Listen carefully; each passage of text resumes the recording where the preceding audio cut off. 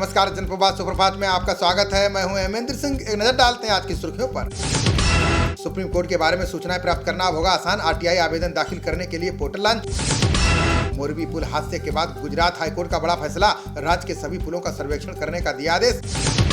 प्रधानमंत्री मोदी ने पणजी में रोजगार मेले को किया संबोधित, का 2047 तक देश और गोवा का विकास युवाओं के हाथ। गोवा के मोपा हवाई अड्डे का जल्द पीएम मोदी करेंगे लोकार्पण, 3000 करोड़ रुपए की लागत से किया जा रहा है निर्माण।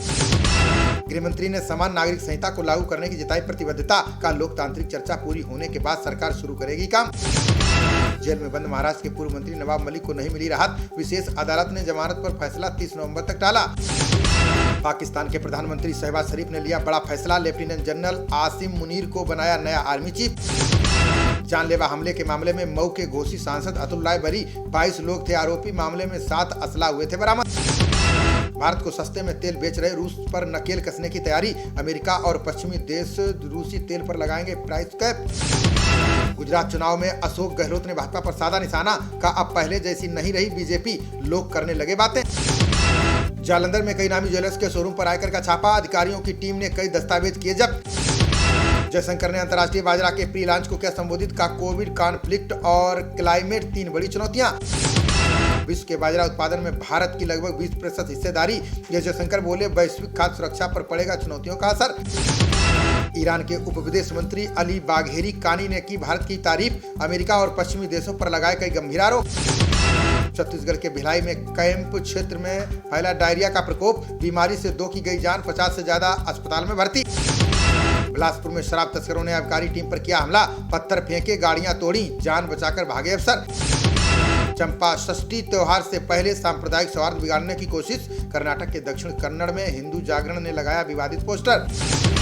महाराष्ट्र कर्नाटक सीमा विवाद जल्द हल करने के प्रयास जारी, मंत्री शंभूराज देसाई बोले संजय राउत बिगाड़ रहे माहौल।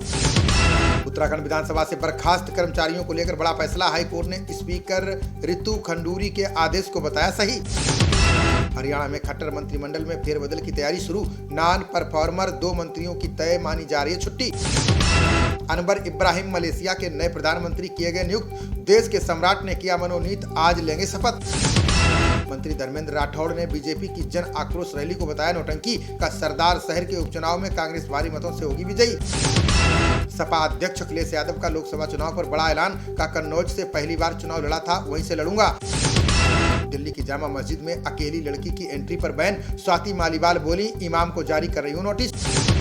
हिमाचल में सलमान रुश्दी की संपत्ति अनीस विला में तोड़फोड़, प्रॉपर्टी की देखभाल करने वाले की शिकायत पर मामला दर्ज। बंगाल के कई विभागों में खाली पदों को लेकर बोली ममता बनर्जी, का कुछ लोग अदालत चले जाते हैं, इससे नहीं हो पाती भर्तियां। सीएम योगी ने पिछली सरकारों पर लगाया भ्रष्ट नीति अपनाने का आरोप, बोले बुंदेलखंड की तस्वीर बदलने में हम काफी हद तक रहे कामयाब। कांग्रेस अध्यक्ष मल्लिकार्जुन खड़गे ने पीएम मोदी पर साधा निशाना, बोले कांग्रेस को कोसने के बजाय भाजपा के कुशासन पर बोले प्रधानमंत्री। निर्वाचन आयोग ने की त्रिपुरा विधानसभा चुनाव तैयारियों की समीक्षा, राज्य के सभी 8 जिला निर्वाचन अधिकारियों के साथ की बैठकें। इस्लामिक रेजिस्टेंस नामक संगठन ने ली मंगलुरु धमाके की जिम्मेदारी, कादरी में हिंदू मंदिर पर भी हमले की कोशिश में था मोहम्मद सारिफ। मध्य प्रदेश के झाबुआ में तेज रफ्तार ट्रक ने रेलवे फाटक में मारी टक्कर, ट्रक की चपेट में आने से मोटरसाइकिल सवार 2 लोगों की गई जान। G20 में भारत के शेरपा अमिताभ कांत ने दिया बयान, बोले जलवायु परिवर्तन से निपटने के लिए चक्रीय अर्थव्यवस्था जरूरी।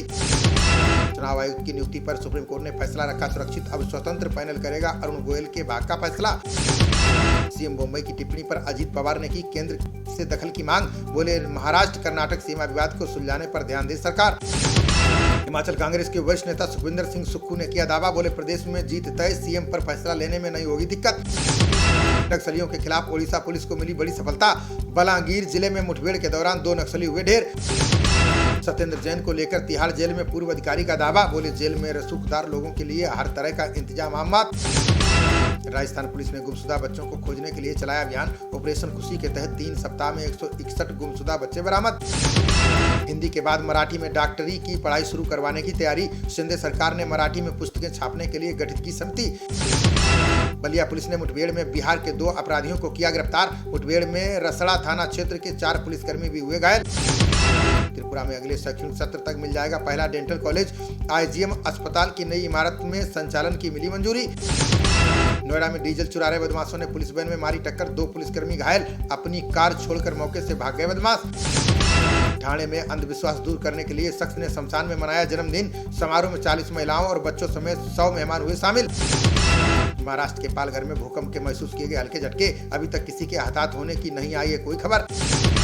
762 अंक चढ़कर 62,272 के उच्च स्तर पर बंद हुआ सेंसेक्स, 216 अंकों की बढ़ोतरी के साथ 18,484 पर पहुंचा निफ्टी। संभल में गन पॉइंट पर सराफा व्यापारी से लाखों रुपए की लूट, कीमती आभूषण एवं नकदी लेकर नकाबपोश बदमाश हुए फरार। संभल में डॉक्टरों के समय पर अस्पताल न आने से मरीज परेशान, दिन ब दिन बढ़ रहे डेंगू के मरीज, ग्रामीण क्षेत्रों में हालत हुए बदतर। फ्लाईओवर निर्माण के लिए व्यापारियों ने खून से लिखा सीएम योगी को पत्र, 10 सालों से संघर्ष कर रहा है अखिल भारतीय युवा उद्योग व्यापार मंडल। ऑस्ट्रेलिया से हारकर वनडे रैंकिंग में दूसरे स्थान पर खिसका इंग्लैंड, भारत के पास न्यूजीलैंड को पीटकर टॉप पर पहुंचने का मौका। विकेटकीपर बल्लेबाज दिनेश कार्तिक ने दिए संन्यास के संकेत, लिखा विश्व कप खेलने का सपना हुआ पूरा, शुक्रिया। खबरों का सिलसिला जारी रहेगा, देखते रहिए जनप्रवाद। नमस्कार।